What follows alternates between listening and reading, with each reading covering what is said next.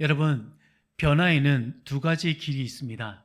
하나는 개선이고 다른 하나는 재탄생입니다. 여러분은 이 변화의 이 두 가지 중에 어느 것에 취해 있습니까? 개선입니까? 재탄생입니까? 먼저 우리는 이 두 가지 의미를 함께 살펴보기를 원합니다.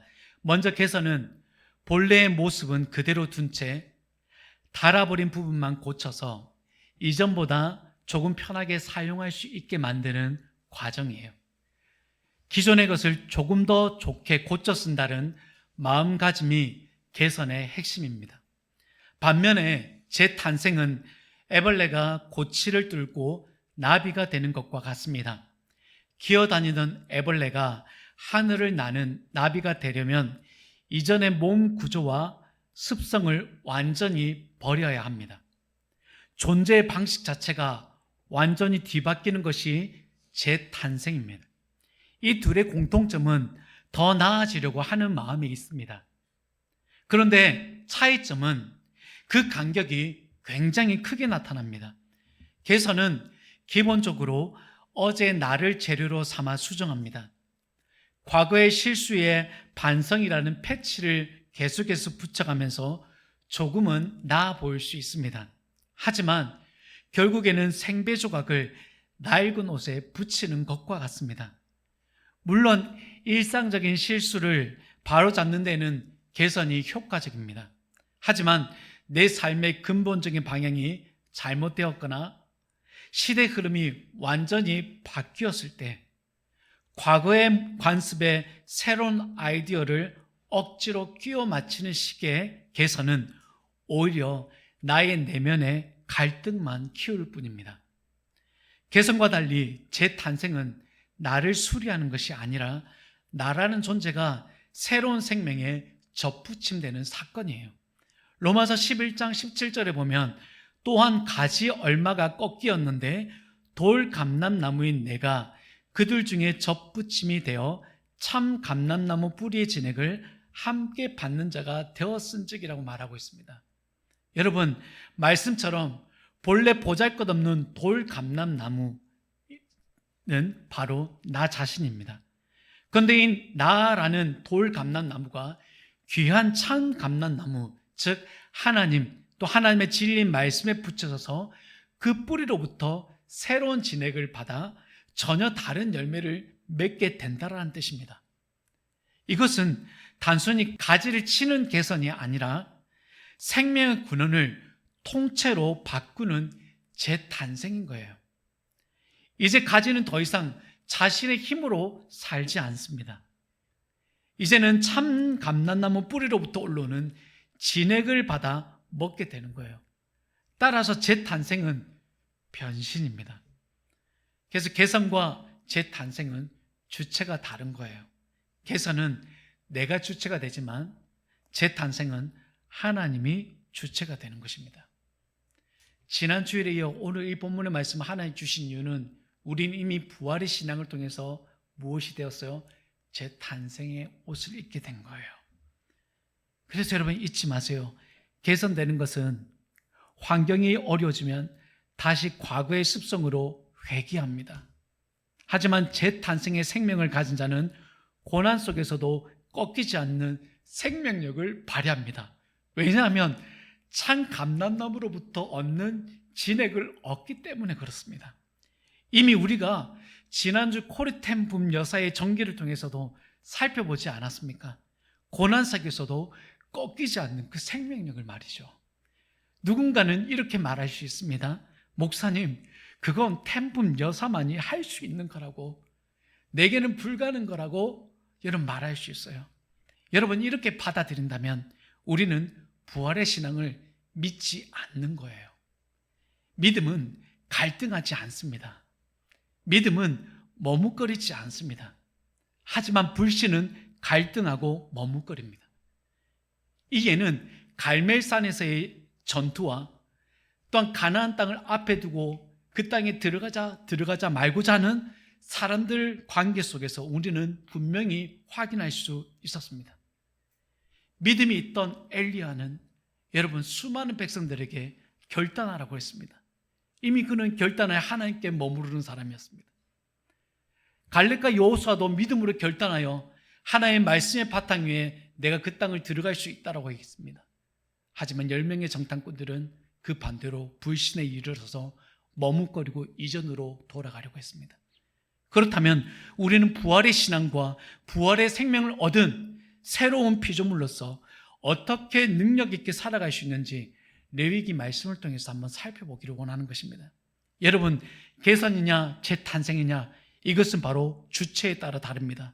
그래서 첫 번째는 하나님이 부르시는 곳에서부터 재탄생은 계속 이어지는 것입니다. 레위기 1장 1절 말씀 함께 읽겠습니다. 여호와께서 회막에서 모세를 부르시고 그에게 말씀하여 이르시되. 여러분, 이 1절 말씀을 모세라는 그 이름에 대한 항목에 여러분의 이름을 넣어서 다시 한번 더 읽겠습니다. 여호와께서 회막에서 정욱을 부르시고 그에게 말씀하여 이르시되. 조금 새롭죠? 사람은 누구나 새롭게 살고 싶어 합니다. 2026년도 새해가 밝았을 때 저와 여러분은 어떤 다짐을 했습니까? 2025년도처럼 살지 않을 거예요. 이제는 뭔가 새로운 마음으로 내가 하나님 앞에서 살 거예요 라고 말을 합니다. 한 해가 바뀌면 우리는 결심하고, 또 관계가 무너지면 다시 시작하고 싶어 하는 거죠. 영적으로도 여러분 마찬가지입니다. 다시 신앙을 회복하고 싶고 새 사람으로 살고 싶습니다. 하나님과 다시 시작하고 싶은 마음이 불일듯 일어납니다. 그런데 문제가 있습니다. 우리는 새로워지고 싶어 하면서도 그 출발점에서 벗어나지 못하고 작심삼일로 끝나버릴 때가 있습니다. 언제는 또 새로운 마음이 있다가 며칠 지나면 다시 이전 돌아와 있는 내 모습을 발견한 거죠. 그래서 오늘 본문은 우리에게 아주 중요한 질문을 던지고 있습니다. 사람은 어디에서 계속해서 새로워지는 건가라는 겁니다. 레위기 1장 1절 말씀은 짧지만 분명하게 답해주고 있습니다. 여호와께서 회막에서 모세를 부르시고, 오늘 이 성전에서 하나님이 여러분을 부르시고, 본문은 모세가 하나님께 나아갔다라고 말하지 않습니다. 하나님께서 먼저 모세를 부르셨다라고 말합니다. 여러분, 시작은 인간이 아니에요. 시작은 하나님의 부르심에서부터입니다. 여기서 중요한 포인트는 하나님이 부르신 곳이 어디였어요? 회막이었어요. 자, 회막을 이해하려면 이스라엘의 배경을 이해해야 합니다. 이스라엘은 애굽에서 구원을 받았습니다. 하나님의 도우심을 통하여 홍해를 건넜고 시내산에서 언약을 받았습니다. 그런데 이 백성들이 금송아지를 만들면서 하나님을 배반했습니다. 문제는 여기서 발생했습니다. 거룩하신 하나님이 죄인 가운데 어떻게 거하실 것인가에 대한 문제였습니다. 그런데 하나님은 백성을 떠나지 않으셨습니다. 그런데 하나님의 그 진노 앞에 백성들은 너무나 두려워서 하나님께로 가까이 나가지 못했습니다. 그래서 구름이 시내산 가운데 머물 때 백성들은 납작 엎드렸던 거죠. 그런데 하나님은 백성들 안에 머무르려고 작정하셨습니다. 출애굽기 25장 8절 말씀을 함께 읽겠습니다. 내가 그들 중에 거할 성소를, 아멘. 여러분, 내가 그들 중에 거할 성소를. 하나님은 죄인인 백성을 버리고 떠나시는 분이 아니십니다. 백성 가운데 항상 거하시려고 하시는 분이에요. 그래서 이스라엘 백성들에게 모세를 통하여 회막을 주신 것입니다. 스바냐 3장 17절 말씀 여러분 잘 알고 있잖아요. 너의 하나님 여호와가 너의 가운데 계시니 그는 구원을 베푸실 전능자시라. 그가 너로 말미암아 기쁨을 이기지 못하시며 너를 잠잠히 사랑하시며 너로 말미암아 즐거이 부르며 기뻐하시리라. 여러분, 이 하나님이 먼데 있는 것이 아니라 어디에 있다고요? 너의 가운데 계시니. 하나님은 늘 우리 가운데 거하시기를 가장 원하시는 분입니다. 자기 백성을 떠나시는 분이 아니에요. 그분은 자기 백성 가운데, 우리의 삶 한가운데 거하시기를 누구보다도 기뻐하시고 즐거워하시며 원하시는 분이십니다. 그래서 회막은 하나님께서 자기 백성과 함께 머무시기 위해 친히 주신 하나님의 임재의 자리입니다. 이곳은 인간의 마음을 편안하게 해주는 종교적인 공간이 아니에요. 하나님께서 친히 말씀하시고 만나주시며 그분의 뜻을 알려주시는 자리입니다. 신약에 오면 하나님이 더 놀라운 말씀으로 우리에게 알려주셨죠. 이제는 하나님의 백성인 우리 안에 성령께서 거하시고 우리 자신이 하나님의 성전이라고 바울을 통해서 말씀해 주셨습니다. 고린도전서 3장 17절에 너희는 너희가 하나님의 성전인 것과 하나님의 성령이 너희 안에 계시는 것을 알지 못하느냐. 그렇다면 여러분, 하나님의 임재하시는 회막, 이 성전, 이 교회에서 무엇이 시작되는가라는 거죠. 그것은 하나님의 부르심, 하나님의 호출이 시작되는 거예요. 하나님께서 모세를 부르셨듯이 오늘도 하나님은 자기 백성, 오늘 저와 여러분을 부르십니다. 이스라엘 백성들의 새로운 삶도 새로운 정체성과 함께 여러분 회막에서 하나님의 호출로부터 시작되는 것이에요. 애굽에서 나왔다고 해서 자동으로 새로운 삶이 시작되는 것이 아니에요. 하나님께서 회막에서 모세를 부르시고 그 부르심을 통해 하나님은 백성을 만나주시고 새로운 삶을 이루시게 되는 것입니다. 여러분, 이 은혜는 지금도 우리 가운데 있습니다. 오늘 우리가 교회에 와서 예배 드리는 것을 종교적인 생활이라고 생각하시면 안 되는 거예요. 오늘 본문의 관점에서 본다면 예배는 하나님의 호출이에요. 하나님이 여러분을 부르시는 거라고요. 하나님께서 모세야 하고 부르셨던 것처럼 오늘도 우리 한 사람 한 사람 이름을 아시고 부르시는 거예요. 내게로 오너라. 내 말을 들어라. 내 앞에서 다시 시작하자. 주님께서 우리를 이렇게 부르시는 거예요. 그러므로 예배는 하나님께서 자기 백성을 만나시기 위해 마련하신 자리이고 오늘도 우리의 이름을 부르셔서 재탄생의 자리로 이끄시는 은혜의 자리가 되는 것입니다. 자, 그런데 이런 부모님만 가운데 그러면 나도 가능하겠군요 라고 하지만 우리는 시작부터 어렵다라고 푸념할 때가 있습니다. 하나님의 호출은 왜 이렇게 어렵게 느껴지는 걸까? 그 호출은 내게 들려지고 있지 않는 것 같아요 라고 말합니다. 그런 데는 이유가 있습니다. 인간 안에는 종교성이 있어서 늘 도움을 받고 싶어 합니다. 평안을 누리고 싶고 위로를 받고 싶고 어려움에서 벗어나고 싶어 합니다. 이 자체가 잘못은 아니에요. 하나님도 우리를 도우시기를 원하십니다. 그런데 문제는 따로 있습니다.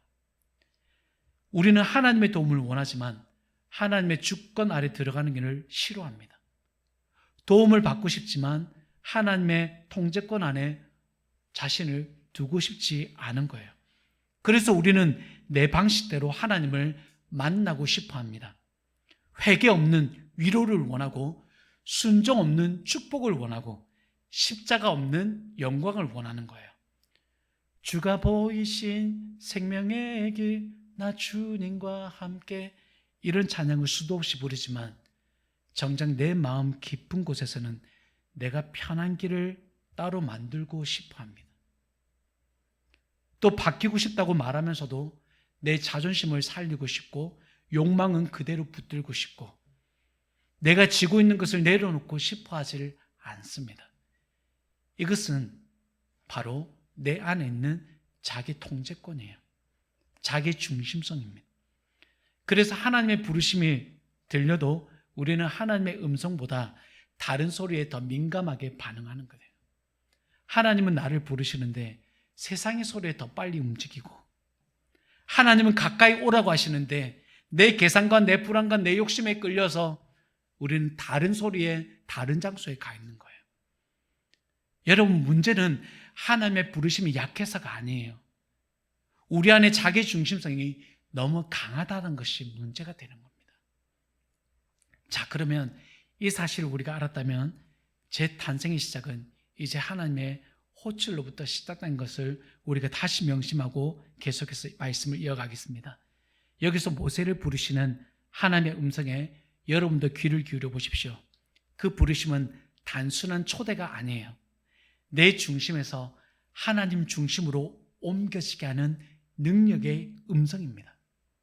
내가 붙들고 있던 삶에서 하나님이 붙드시는 삶으로 넘어가게 하는 은혜의 음성인 거예요.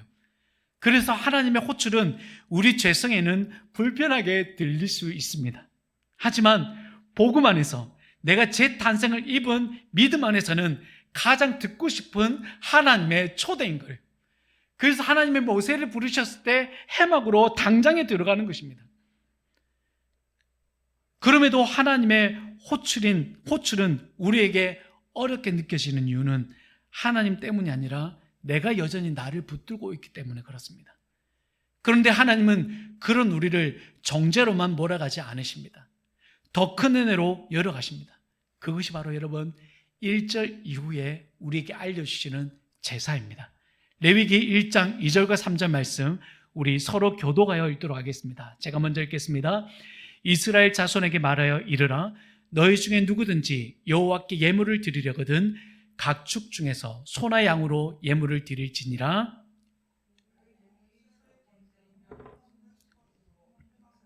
여호와 앞에 기쁘게 받으시도록 드릴지니라. 아멘. 예물을 드리라고 하면 많은 사람들이 부담스러워합니다. 내가 원하는 것을 위해 돈을 쓰는 것은 쉬운데 하나님께 드린다고 하면 아깝고 계산하게 됩니다. 그런데 하나님은 여호와 앞에 기쁘시게 받으시도록 드리라고 말씀하고 계십니다. 우리는 묻게 됩니다.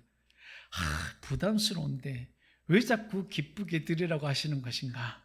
그 답이 4절에 나옵니다. 그는 번제물의 머리에 안수할지니 그를 위하여 기쁘게 받으심이 되어 그를 위하여 속죄가 될 것이라. 오늘 1장에 소개되어지는 제사는 번제입니다. 번제는 제물이 죽고 불태워지고 하나님께 온전하게 드려지는 제사입니다. 그래서 번제는 온전한 드림의 제사입니다. 그런데 이 온전한 드림은 먼저 속죄 위에서만 가능합니다. 여기서 순서를 놓치면 안 됩니다.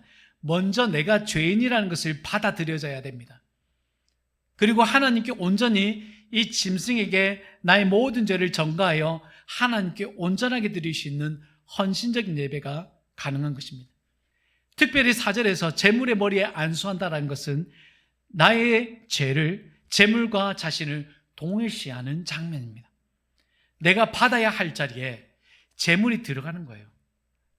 그래서 제물이 대신 죽고 그 피 흘림을 통해 죄인이 하나님께 받아들여지게 되는 거예요. 본문은 그것을 속죄라고 말합니다. 그러니 여러분, 번제가 기쁨이 되는 이유는 부담이 없어서가 아니라 죽음의 문제를 통과하게 해주는 길이 열렸기 때문이에요. 죄인은 하나님 앞에 결코 설 수가 없어요. 거룩하신 하나님 앞에 죄인이 그대로 들어선다는 것은 결코 가벼운 일이 아닙니다. 내가 하나님께 나아가고 싶은 마음이 있어도 내 안에 있는 죄는 하나님의 심판을 피할 수 없습니다. 그런데 하나님께서 길을 여신 거예요. 흠없는 진승을 받으시고 그 피로 대신하여 속죄하게 하신 거예요. 하나님은 죄인을 밀어내기만 하시는 분이 아니에요. 죄인이 살 길을 친히 열어주시는 분이 바로 하나님이십니다. 짐승을 바칠 때 당시에 백성들의 마음이 어떠했겠습니까? 제물을 잡는 장면은 결코 가볍지 않아 보입니다. 짐승의 숨이 끊어지고 피가 쏟아지는 그 장면 앞에서 백성들은 뼈저리게 깨닫는 것이 있었을 거예요. 나의 죄가 이렇게 무서운 것이구나. 내가 가볍게 여겼던 죄가 이렇게 처참한 죽음을 불러오는구나. 그래서 여러분, 죄는 단지 기분을 나쁘게 하는 정도가 아니라 생명을 앗아가는 실체가 바로 죄라는 거예요. 그래서 이 죄는 관계를 깨뜨리고 영혼을 병들게 하고 결국 죽음을 불러오는 것입니다. 그런데 바로 여기서 우리는 예수님을 바라보게 됩니다. 하나님의 어린 양이신 예수님께서 흠없는 어린 양이 되어 우리를 대신하여 희생당하셨습니다. 우리의 죄가, 나의 죄가 주님의 생명을 앗아가게 한 것입니다. 그래서 우리가 평안을 누리게 되는 거예요. 여러분의 평안을 무너뜨리는 가장 치명적인 문제는 환경이 아니었어요. 형편도 아니었고 나를 괴롭히는 사람도 아니에요. 가장 치명적인 바로 죄라는 문제란 거예요. 그런데 이 죄의 문제가 십자가에서 다루어졌던 거예요. 현실의 문제가 여러분의 문제가 되지 않습니다. 내게 아픔을 줄 수 있고 근심에게 할 수도 있고 낙담에게 할 수는 있어요. 결코 가벼운 문제는 아니겠죠. 하지만 우리 안에 있는 재탄생에 있는 생명은 문제 크기가 나를 사로잡지 못합니다. 그 모든 문제를 십자가의 의미로 모든 현실을 해석하게 하게 하는 놀라운 힘이 바로 이 재탄생으로부터 이루어지는 거예요. 세상은 말합니다. 문제가 없어야 평안하다고요. 하지만 믿음은 문제 한가운데서도 평안할 수 있다라고 말하는 거예요. 세상은 형편이 좋아져야 안심하지만 복음은 예수님이 나를 붙드신다는 사실 때문에 오늘도 견딜 수 있다고 말합니다. 찬송에서도 이런 고백했죠. 예수가 우리를 부르는 소리, 그 음성 부드러워. 문 앞에 나와서 사면을 보며 우리를 기다리네. 오라 오라, 방황치 말고 오라. 죄 있는 자들아 이리로 오라. 주 예수 앞에 오라. 사랑하는 여러분, 지난주에 함께 말씀 나눴던 코르텐 분여사가 있었던 곳은 죽음의 수용소였습니다. 인간의 죄가 가득한 곳이었어요. 사람의 생명을 함부로 건드리게 되는 아주 참혹한 죄의 현장이었어요. 그 현장에서 여러분, 코르텐 분여사와 그의 사촌 언니는 무엇을 바라봤습니까? 그렇죠. 그들에게 말씀하시는 하나님의 음성을 들었습니다. 그 음성 가운데서 그 죽음의 수용소를 다르게 해석한 거예요. 여러분, 문제 앞에서 이제 흔들리지 마세요. 오늘 하나님이 우리에게 재탄생의 힘과 능력과 믿음을 주신 것은 오늘 그 모든 것들 안에서 우리가 또 다른 해석을 만들어 놓고 계시는 것입니다. 말씀을 맺겠습니다. 하나님께서 회막에서 모세를 부르셨습니다.